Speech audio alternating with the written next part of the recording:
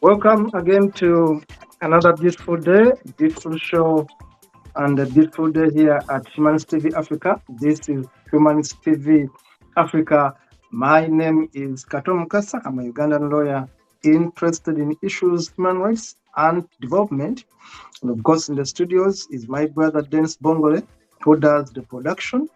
And of course, I want to encourage you to subscribe to Humanist TV Africa. That is our handle. Facebook name, YouTube name is Humanist TV Africa. But also, I want to encourage you to send us an email at info@humanisttvafrica.com. But also, you can send us a WhatsApp message at +254 74 73 56 767.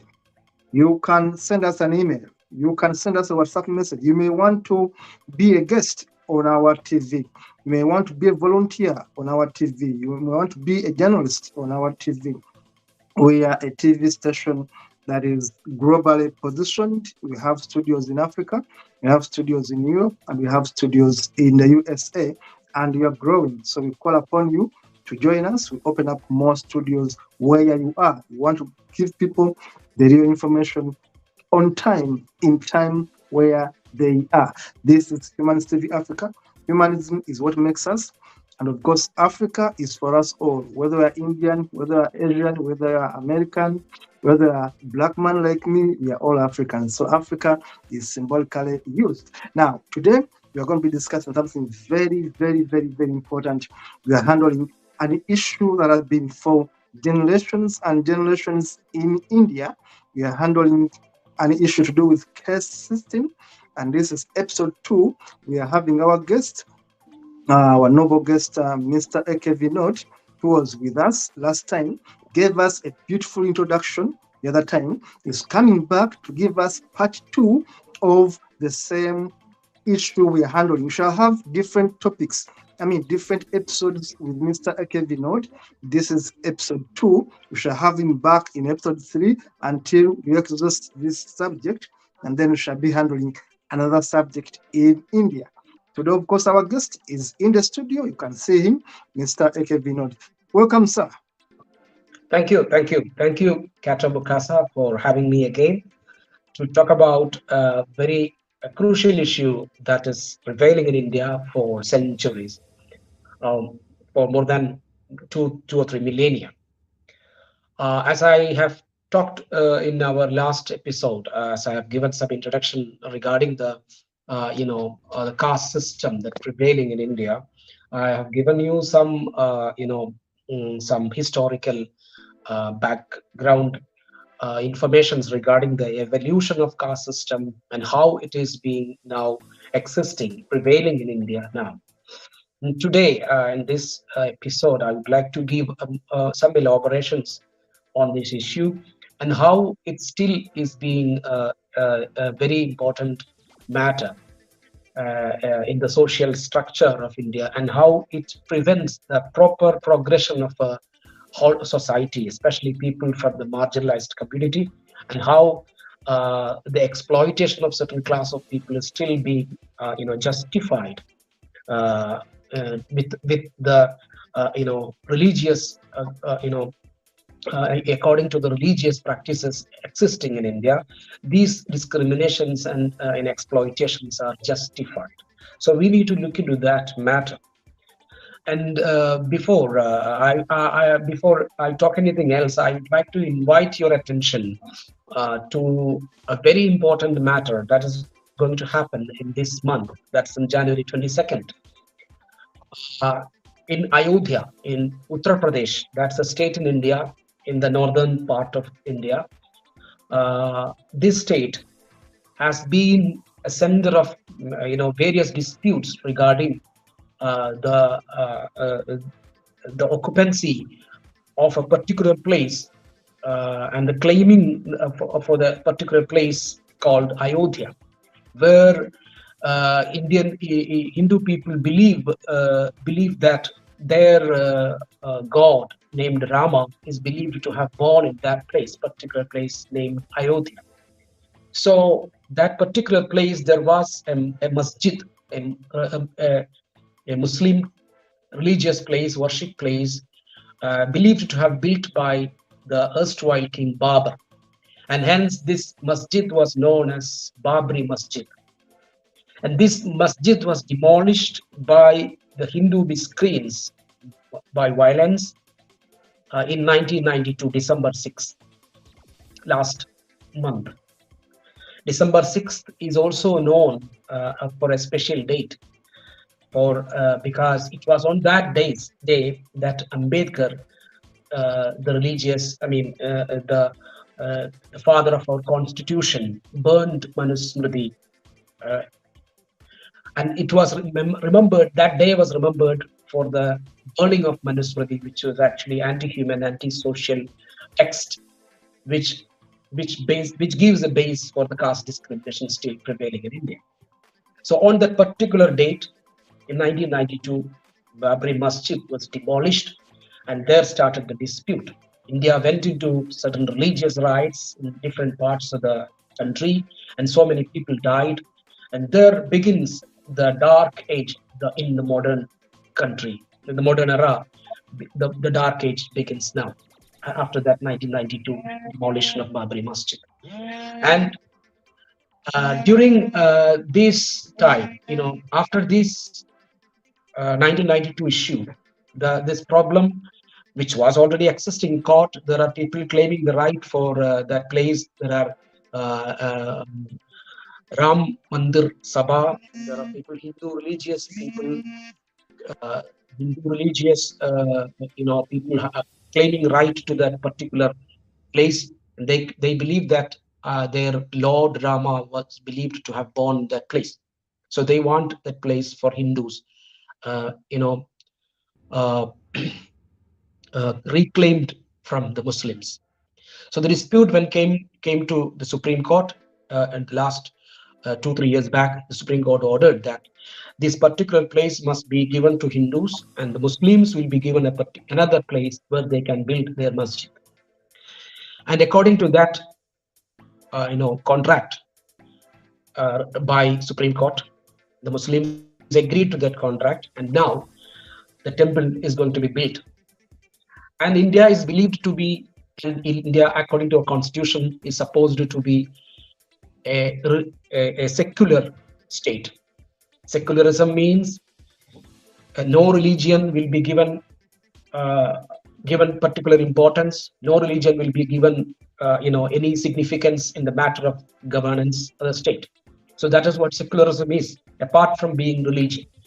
But in India, this secular concept of our constitution is being challenged by the Prime Minister himself is, directly, personally taking charge of participating in the, stone laying, foundation laying ceremony of the Ayodhya temple, where it has become a pride of Hindus that they want to, they are, reclaiming a place where they believe to have lost even 500 or 600 years back.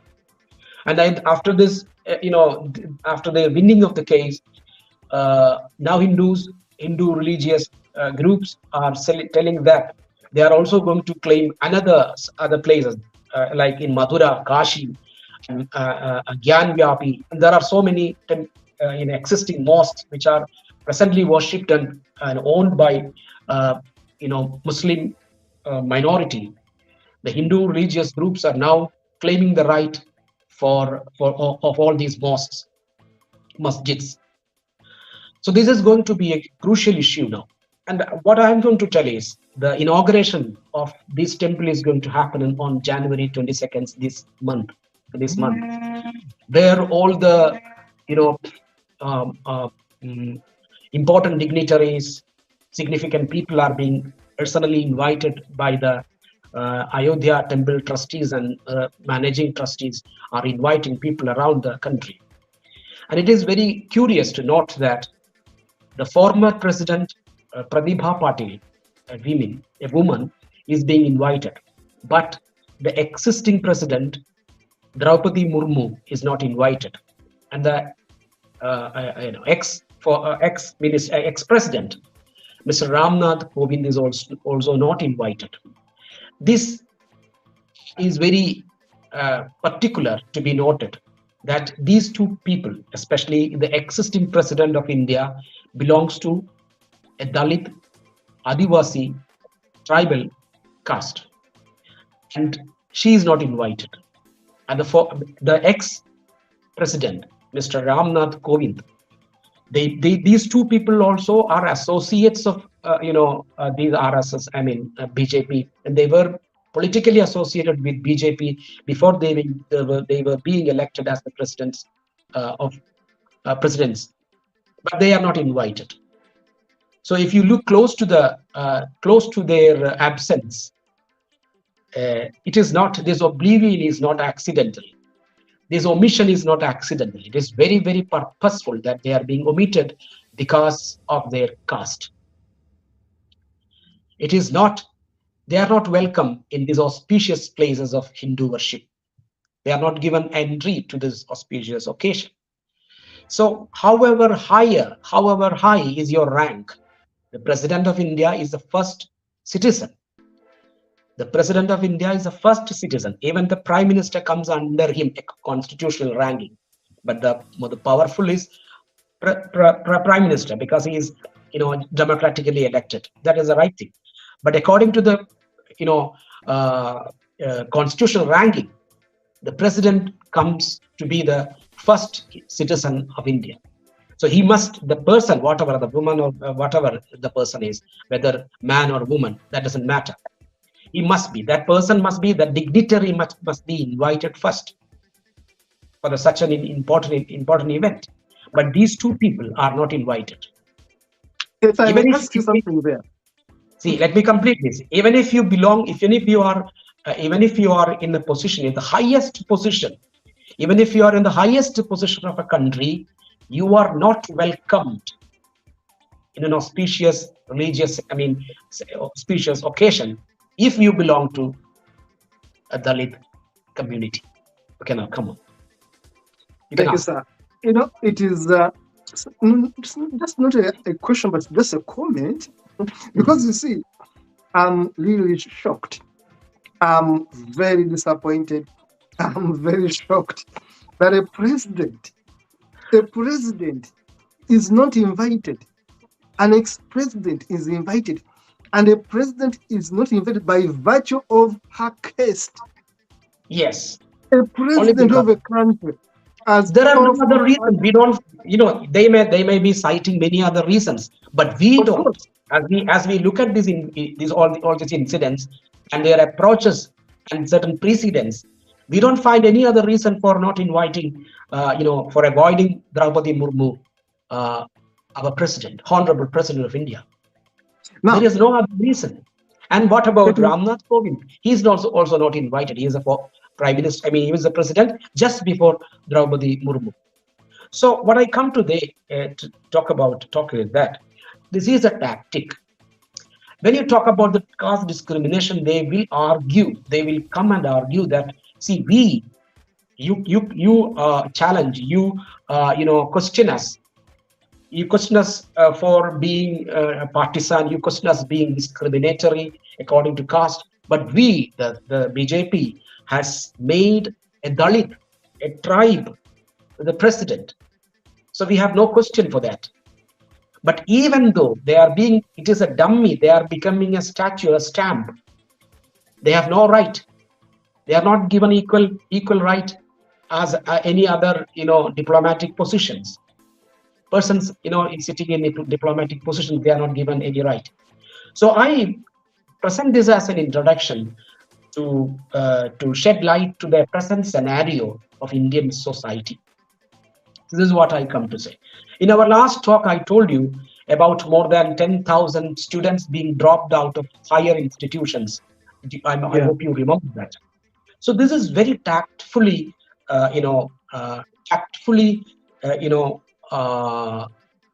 implemented tactics, tactfully implemented mechanism of how these people are being, thrown out of the mainstream of the society.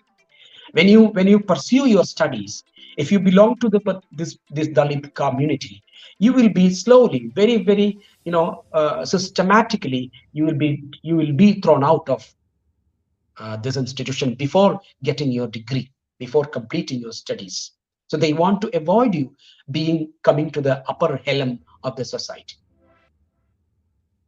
So this is very systematically done. So now I'll come to another. There are certain check measures, in our constitution. For example, the Article 14, 15, and 16 of our constitution gives exact way how to control, how to check this problem of discrimination, which is related to caste. There are reservations. The mechanism of reservation is a very, very, effective way of checking this discrimination. Reservation is actually a very, very bad thing to happen in our present day scenario, because it gives extra privilege to certain people. Reservation gives extra privilege to certain people. That must be stopped. But reservation will be essential when there is no natural justice. Where there is no natural justice, there must be reservation. For example, in the case of, black movement in America, when black people are not allowed to enter certain places, not allowed to sit on the transport buses, the reservations are essential at that time. Government's action from the state was essential. Actions from the state were essential to establish justice there. There is no, when there is no natural justice. For example, you are selecting some people to be the head of a department.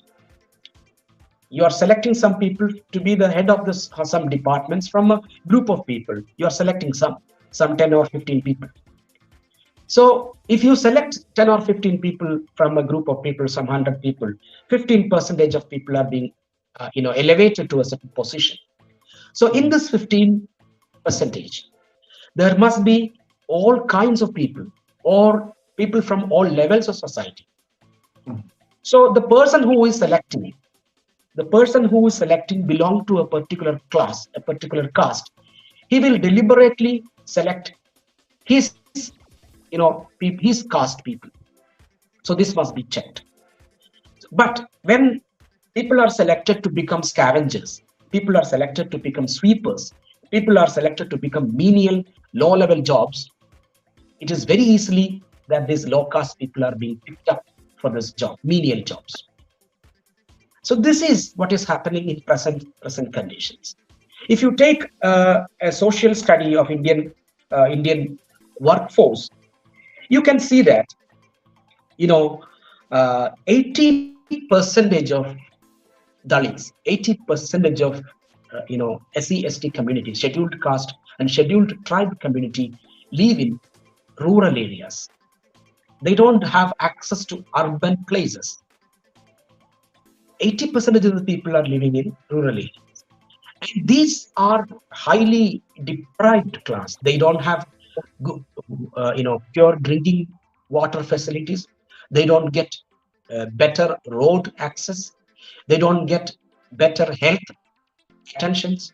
They don't get better educational institutions. I'll give you another instance. In 2004, you may remember, a tsunami hit the southern part of India, especially Tamil Nadu, in Kerala coastal area, and Sri Lankan coastal areas. You might have heard about that. In 2004 December, that was in December, 26 December, I remember that. At that time, in Tamil Nadu, more than 10,000 people are said to have lost their lives. And Wow.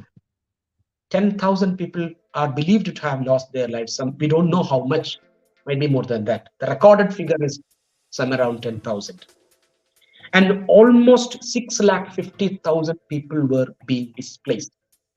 650,000 people were displaced.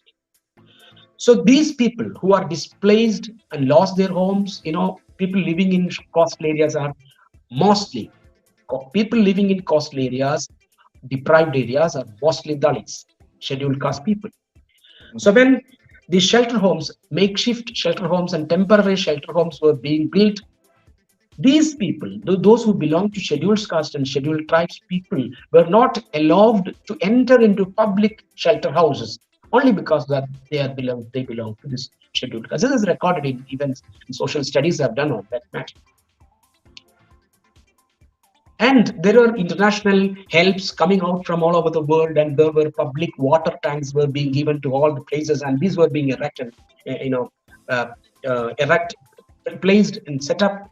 Water facilities were set up, which were provided by international community for the public, were set up in different parts of these places which were affected by tsunami. Even from those public water tanks, people from scheduled tribes and scheduled castes were not allowed to take water during that time of calamity. Even during that time of calamity, it happened. Now in 2018, in Kerala, there was a flood situation. Heavy rain and flood happened in the lower areas of Kerala, and this same thing happened. In public schools and places were being makeshift refugee centers, and those people, relief camps, those people who were allowed to enter in relief camps. Those people especially noted that no lower caste people are being given places near upper class people. Upper class people checked it; they are not mixed up. So this happens now, even now. So now these two instances that I present before you are historical events which are not stories, made up stories, which happened in our recent time. So this is what I say: how caste is being a reason for this the deprivation of the underdeveloped stage of these people. They are not given proper care. They don't get proper medical assistance. They don't get proper education. So I'll give another another aspect of this happening in the total study. In 2021, the National Council for National Crime Records Bureau has presented a certain data regarding that. After 2014, since this BJP-led government came into power, after 2014, since this BJP-led government came into power, that means this BJP-led government has a peculiarity. It is a pro-Hindu, pro-Brahminical, party that we normally call them Sangha Parivar. Sangha Parivar means group. Sangha Parivar means those parties or those groups, associations, organizations related with pro-Hindu aspects, pro-Hindu ideology. Pro-Hindu ideology groups are generally called, Sangha Parivar. They are being involved in the killing of Mahatma Gandhi in 1948. So so this is they are still in power. So after this, the caste riots, the caste atrocities have increased. Caste atrocities have increased. So there is a certain,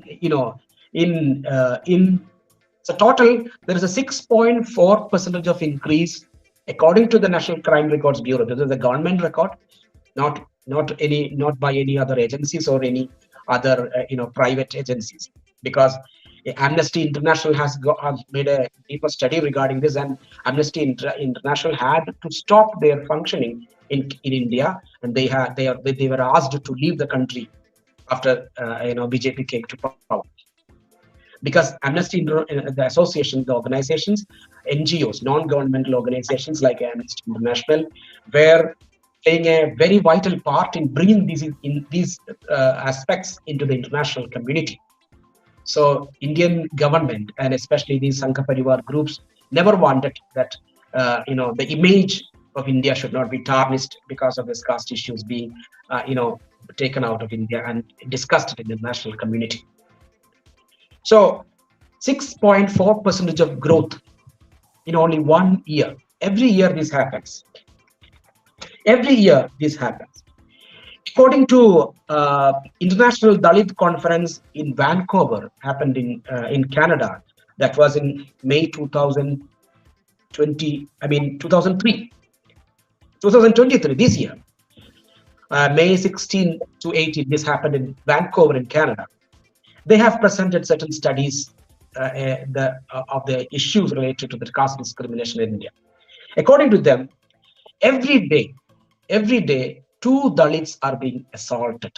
Every day. Every day, 3 rapes happen. 3 rapes. 3 Dalit women are being raped every day. 2 murder of... Wait a minute. Is that within a particular area or the entire India? Entire India. Is that... And I'll come to this particular area later. That will come to, according to the National Crime Records Bureau data is here. I'll talk about that later. After this. This is what a data presented in International Dalit Conference in Vancouver, Canada. On May, that occurred in May 16th to 18th in Vancouver, Canada.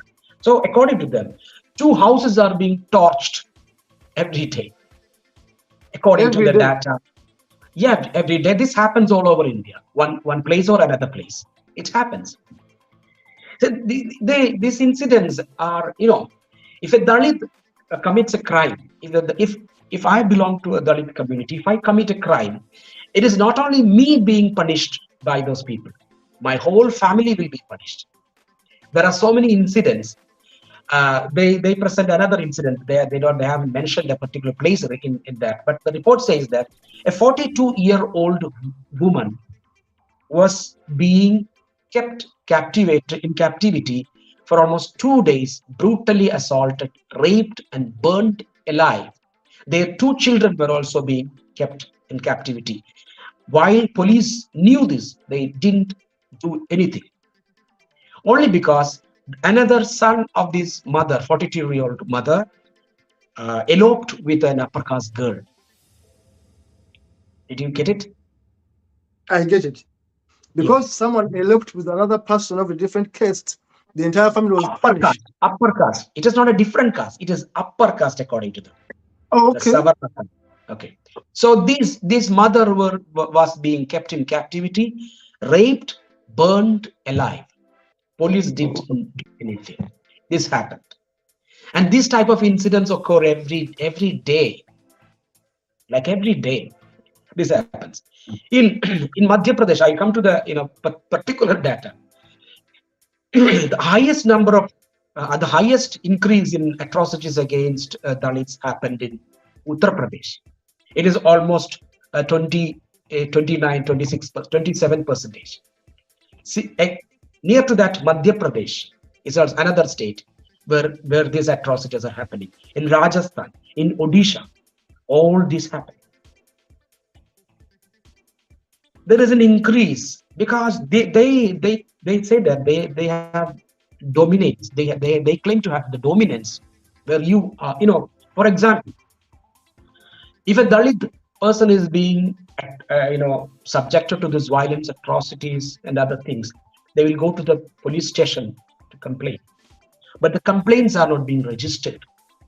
Police do not take immediate action to prevent this complaint or address this issue, to give a solution to this issue or to arrest the culprits. So the conviction rate, there is actually a very, very curious thing to note. You know, cases against minors, cases against minor Dalit people, Dalit boys and girls, minors. In schools, this happened. For example, for silly mistakes that the students commit, they will be punished harshly. In Uttar Pradesh, there was an incident. A Dalit boy, he made a mistake. He misspelled a word in his exam, and the teacher thrashed him, and he fell unconscious. The father took him to the hospital. After 13 days, 13 or 14 days, after 2 weeks, the boy died in the hospital because of the thrashing of a cane and big sticks. The For boy was for only making a misspelling. simple mistake, spelling mistake, only because the boy belonged to a Dalit community. This is happening. So this sort of injustice is regularly happening in India. If you look from outside, India is a very exotic place. There are so many festivals, colors, music, dance. Even snakes are being worshipped here. Trees are worshipped. But people are not worshipped in that way. People are not given these equal rights. So it's a very curious thing. I would say India is a country, it's a land of paradox. Where when you can see that milk, there are underprivileged students, malnourished children in Gujarat, the state of our prime minister, malnourished children die of malnourishment. Women die of not getting proper health care during their delivery. They don't get proper health care. Women die, children die alone. And then during that time, there is an extravaganza of offering milk on idols. Milk is being offered on idols, and they drink cow urine. Urine of the cow is being drank, and milk is being poured into River Ganga and on stone statues. This India is a complete country of paradox. If I may add something there, I find India very interesting. First of all, you are a very big country. I always say this is the culture. India is a very big culture, but the culture has certain problems. India deserves to be a continent on its own. Sometimes I joke like that. That India is so big, India is so rich, is so wealthy, is so populous, deserves to be a continent of its own. The first time I was taking India very seriously is when I was reading about Mahatma Gandhi in the 80s, in the 90s as a student. I was reading about Mahatma Gandhi, and I loved the guy, his movement of passive resistance and all that. But I'm surprised that actually there were people who still hated him. Of course, I know how he died in India. But of course, I want to ask you one question. Was he hated because of his caste? Or it was not about the caste? Gandhi himself. Now, that is one, you answer me. But secondly, I find paradoxical, as you say, that India, I know it as a country that has so many gods, idol worship. I know that in India, a cow everything is God. Everything is God. Everything is God. If you find a big tree, that's a God. If you find a rock of a particular shape, it is a God. You can worship anything, but people are not being properly considered. Exactly. That's why I'm coming. That's why I'm coming. In my conclusion to this, I get back to you, is that I'm surprised that me, when I hear about India, I hear about Modi. I hear about Modi. I don't hear anything to do with the president. Yet you are here telling us that is a constitutional speciality of our country, because presidents of our country has only nominal power. They are not directly elected. They don't involve in the electoral process. It is a decorative position. They don't have a particular power, even though they are supposed to be above, the prime minister. Our constitutional mechanism, our parliamentary mechanism is three-layered: the president, the Lok Sabha, that means the upper house, and there is a lower house, which is Rajya Sabha. There are nominated members in Rajya Sabha, there are elected members in Lok Sabha, and this is the nominated president. He is a nominated president. There is a collegium, which includes member of parliaments, member of Rajya Sabha, and state legislative assemblies are also members of the state legislative assembly, the MLAs. They also have a right to vote. They all include, they all constitute, they all come together to vote and elect their president. So people are not directly involved in electing the president. And hence, presidents of our country, our legislative system, and our parliamentary system, presidents have no power, no executive power.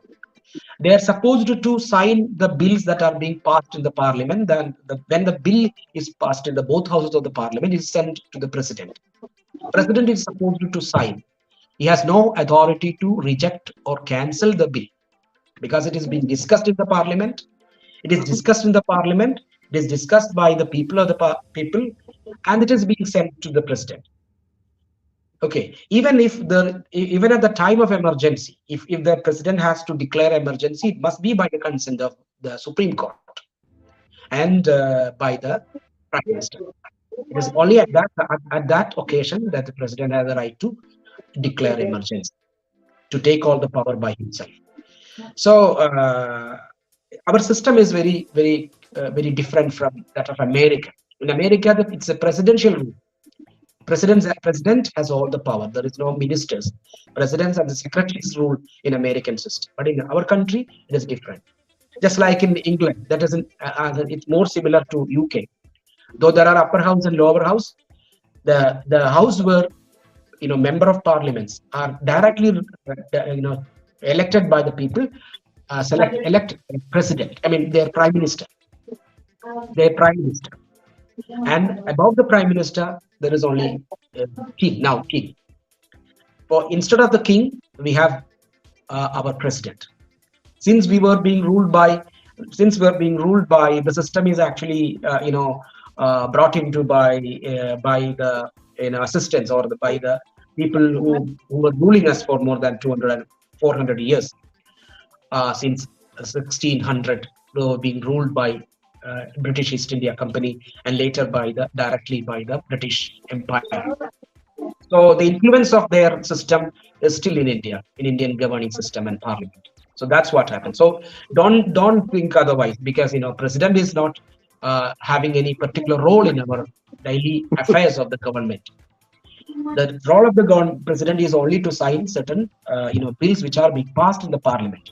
Only after the passing of the parliament. Since it is being passed in the parliament, president has no right to reject it. He can approach the Supreme Court if it is anti-constitutional. If the bill which is being passed in the parliament, if it is against the constitution, he can send it to the Supreme Court, and they will decide. The constitutional bench of the Supreme Court will decide whether the bill should be passed or not. So above everything, above the people, above the president, above the prime minister, above everything, our constitution is the ultimate ruler of our country. So I want to take you back to the caste system. Okay. And thank you so much for educating our viewers about India. Of course, I now get it that India's system, the president is more ceremonial. Just like you say, the UK, the UK king is more ceremonial. Yeah, and I should say that you are right. Britain ruled India for all those years, and of course, I remember that the first constitution that was brought in Uganda was transplanted from India. It was transplanted from India, then put to Uganda, and then we change a bit of things. Now, going back to the caste system, you have been telling us about the discrimination, and of course, you gave us a very good example of a president of a country not being invited by an association, by an organization, because of her caste, and to me, it hit me so hard. You have given us statistics, figures of how the discrimination is so rampant. I want to ask you a question. There is a constitution in your country. There are lawyers in your country. There are institutions in your country. What are they doing to address the injustices? Yeah, If someone is that's killed, what for example, that's what I come to say. okay, There were attempts to solve this problem. That's what I told you, that our constitution has assured that this measure, this discrimination must be checked.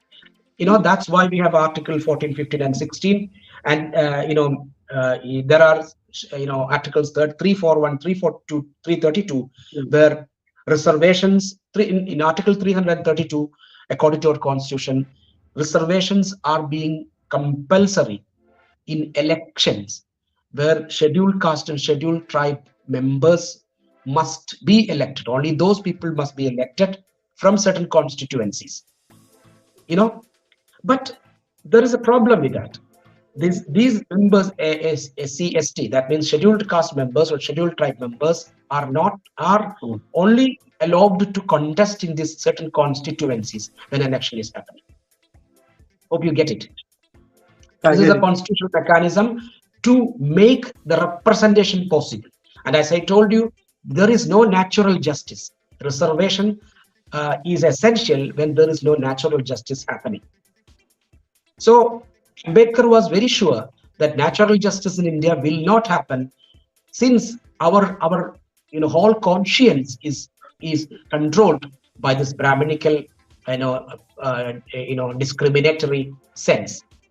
So the people who come to power will also have this problem of discrimination. They don't find this as anything unnatural, they don't find this as anything problematic, because they live in that, they grow in that, they see that, they experience it, they practice it. Untouchability is a practice, a religious practice. Since if you go to a temple if you go to a temple in India, if you come to Kerala, you may go to places like Guruvayur, like Shabarimala. These are all famous temples where even foreigners come to worship. The main priest in this, let me tell you, the main priest in this temple will not touch anyone. While after offering prayers, he will be giving particular things after the offerings, after the rituals, after the puja. He is not supposed to touch anyone. So touching anyone. So if I go to temple, I will have to take bath. I will have to be very pure. I have to clean. I will wear clean clothes. Even I'm very clean. Even I am disinfected. Even if you are not supposed to touch the priest. It is not Because the you are problem. not clean. Because you're not clean.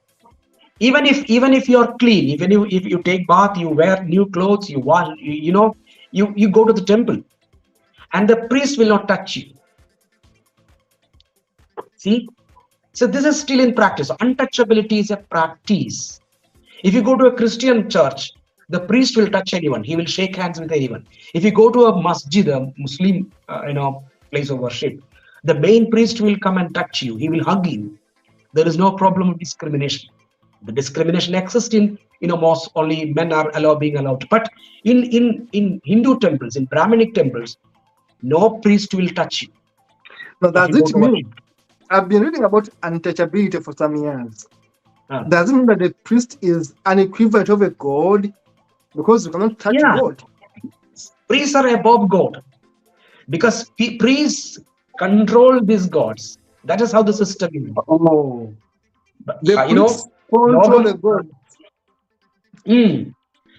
Logam Devadhinam, Devam Mandradhinam, Mandram Brahmanadhinam, Brahmano Mama Devatam. That is a saying, how the slogan is being made. That means the whole world is by God. The whole world is controlled by God. Okay, I give the translation. The whole world is controlled by God. God is controlled by mantras. Mantra means chanting, scriptures. Mantra is in the hands of Brahmin. So Brahmin is a god. This is how it is being systematically explained. So they find this is how it is very, very, very comic. It's a very, very humorous thing to hear for the outer world.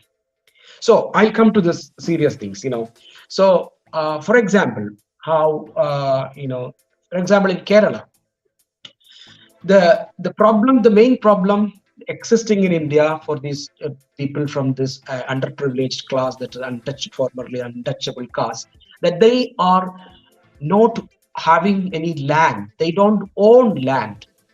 For example, in Kerala, there was a land reformation took place in 1957 when the left liberal government came into power. They brought a land reformation bill.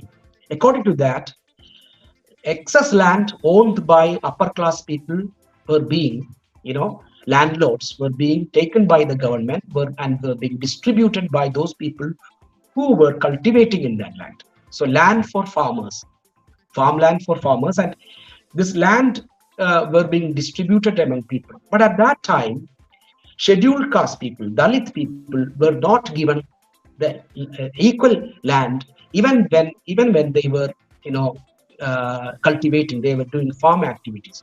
So two kinds of people were, marked by that. There are farmers and farm laborers. Farmers and farm laborers. Farm laborers were those people who were farmers, but they don't own land. Did you get it? Yeah, I get it. Okay. Farmers means they are cultivating their own land. So they are farmers. Farm laborers means they are farmers, but they don't own land. They work in some other fields. They are services. So when there's land, peasants, you can call them peasants. So those peasant class people were not given the land when farmers were being given land, too much of land. So if you come to Kerala, they were being all, given small portions of land, some 10 cents or below that. So the huge family gets 10 cents of land. A huge family means 4 or 5, 6 of brothers, and they have all wives and children. They all come to stay in one house in 10 cents of land. So when the family grows up, the family splits into 6 or 7 groups, and they won't get more land. They will be living in the same area for 2 or 3 generations. So the recent, if you come to the recent study, says that more than 40,000 colonies of scheduled caste and scheduled tribe people are living in, places like this 10 cent or 5 cent area or below them. So these people living in a cluster, just like American ghettos. Yeah. Hope you get the term ghetto. So this ghettoization of scheduled caste people happened in India during the time of land reformation happened in 1957 in Kerala or after that. So these people were still remain underprivileged, even this Land Reform Act, which was purposefully for to distribute land for the landless people. So the landless people remain landless again, and those people who were having land at the time remained without any disturbances of taking away of their lands. They didn't have to face any problem. So that is one cause. So the new generation comes from these places. So they will not be able to sit and study. If they go to school, they'll come back. Where will they sit and do their homework? The colonies were being segregated. People from other community will not go to this place because they are very much marked. These people, the colony people, they are being called colony people. It is actually ghetto people. So people coming from this ghetto are being directly marginalized. They drop out after their primary education. They don't get college education. They are easily targeted. They are being easily, taken by people for meager wage as laborers. They are sent to different, faraway places to do their mean labor. As I told you, these people, 90% of Indian poor people, 90% of the people who are considered to be poor are Dalits. 95% of illiterate people are Dalits in India, according to a data presented in the International Dalit conference that happened in Vancouver, that they presented data. If you come to India, people who are poor will be Dalits. 90% of people will be Dalits. 95% of illiterate people, because they don't have access to good schools. And the life expectancy of Dalit people are far shorter than other communities, because they don't get good food, they don't get good health care. So this is happening. So and again, I'll tell you, 80, as I told you, 80% of these Dalit people live in rural areas, and when they migrate to cities, sometimes for better jobs and better life conditions, they migrate to urban places, cities. Upcoming. There are so many upcoming cities in India. That's what I come to say. As as you can see, if you come to India, in cities there will be places like what do you call, ghetto-like people, colonies, where there will be, people be living in a very, small area, small houses, clustered houses, without any proper housing facilities. They'll be living there. Sometimes they live in pavements. They're homeless. They become homeless. So these people are easily exploited. They don't get proper wages. They don't get proper wages. They don't even get their basic rights when they work in labor conditions. They work in coal mines. They work in paddy fields. They work in factories. They work in brick kilns. Brick making factories. Even then, they take their children also, because children, if they are left in streets, are very volatile. They are being exploited. If Dalit girls are being raped, minor girls are being raped. So mother, father, and this girl children are all together going to these houses. So what will in factories? So what will they do is they borrow money from the factory owner.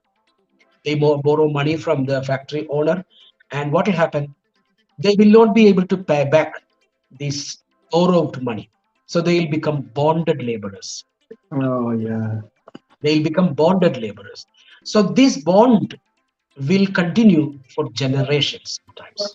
But A family, if I may stop you there, if I may stop you there, to me, as a lawyer, I think that is illegal from my perspective. Yes, this type of condition must be stopped according to the law passed by our parliament in 1973 or so. There is a law to stop this bonded labor. Why should bonded labor continue in India when it's illegal? Yes, that is happening. As I told you, for example, the pending case of Dalit atrocities in 2021 is 70,880 pending cases. The rate of conviction in rape cases of Dalits, the rate of conviction where culprits are being nabbed, brought to trial, convicted, and sent to jail is only below 2%. If 100 cases, 2%, when the national average is 25%. The national average is 25%. See, this is the system. The whole system is problematic. The conviction rate of rape cases in Dalits, against Dalits, is below 2%. There are recent cases where a Dalit minor girl being raped and killed. The culprit, the supposed to be culprit, we cannot say if he is acquitted by the court. We cannot say that he is a criminal, but he was acquitted by the court without evidence. It is the state to give the evidence, and the state is the prosecution in the criminal cases. But here, he was, easily acquitted. And there is another case recently in my district named Palakkad near Valaya. 2 girls were being Dalit girls were being raped and hanged in their house itself. In that case also, the convicts are not even arrested by the police. The suspects were being kept in jail for some time and they were released. This happens. So that is what I say. In the general case, when the rate of conviction is 25%, the rate of conviction in Dalit case is mainly 2%. And sometimes, even in some cases, when Dalits go to police station to make a complaint, the Dalits, those who go to the police station are being sometimes tortured by the system, the police. Or they will not be ready to register the case. They will discourage the victim.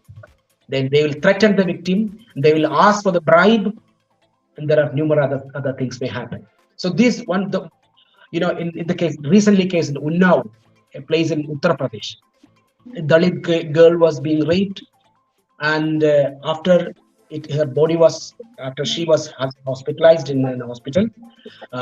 When she died in the hospital, the body was not given to the parents of the girl. The body was secretly cremated by the police itself. So this Now, happens. you see, I've been keeping quiet because whatever you say is factual, but it hits me too hard, especially because as a human rights lawyer, I feel a lot of injustices go unpunished in India. And it takes me by surprise in a way because I thought that there are lawyers in India. But having explained that, I know that the system is corrupted. The system of the legal system is very expensive here. The legal system is very expensive here. Most of the Dalit families don't have access to this legal system, and the advocates will have to be paid. They need to be paid. Yeah. The unpaid advocates, there are legal aid system by the government, but that is quite mechanical. The advocate will not be ready to study the case properly, collect evidences, and argue with the court. He will not be ready for that because he is not paid. He is paid by a stipulated amount by the government. So the advocate may go for the private cases. So these people, this tribal or the Dalit people, will not get access to legal system. It's very expensive. If you want to go to the Supreme Court with a case, you will have to pay, millions of rupees if you want to take a case to the Supreme Court. If you find that injustice has been happened against you, so it is not easy for those people, those landless people, those poor people, those jobless people. How do you think that they will get justice? I agree with you. We are concluding now, my brother. I am a lawyer. I have been able to know how law is expensive in Uganda, how justice is expensive in Uganda. Hiring me in Uganda would have taken you a lot of money. I know it's very expensive to hire a lawyer in Uganda. Now in India, it's even worse. You have made two statements, which I want us to conclude on. You said that in India, and I've been watching it through movies. I used to watch Bollywood when I was a youth. And in Bollywood, I would see that Indians live in families. Like we find that all the brothers are married and their wives live under one homestead. You have explained that briefly, which I want you to expound.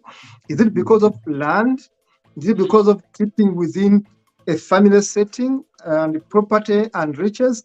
Number two, which is my conclusion, you have made a very touching quotation, which I think our police is going to pick.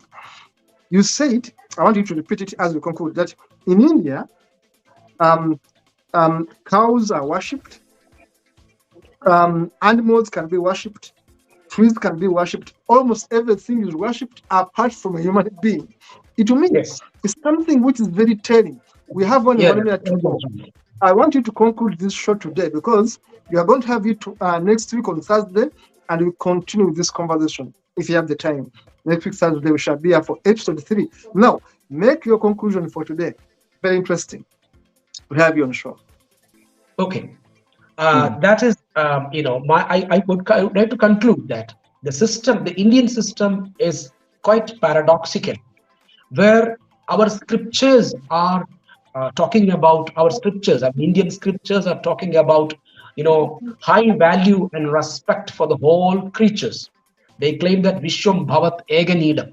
That means the whole world is a nestle. That means the whole world is considered to be a nestle.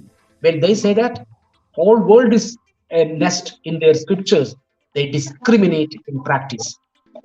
So discrimination in practice and unification scriptures. They don't practice their scriptures. Scriptures are to be chanted, memorized, but not to be practiced. So this is a basic problem where humans are not given proper value. Basic human value is being not given to people because of this. They always claim that their scriptures are very much giving values and it highly philosophical.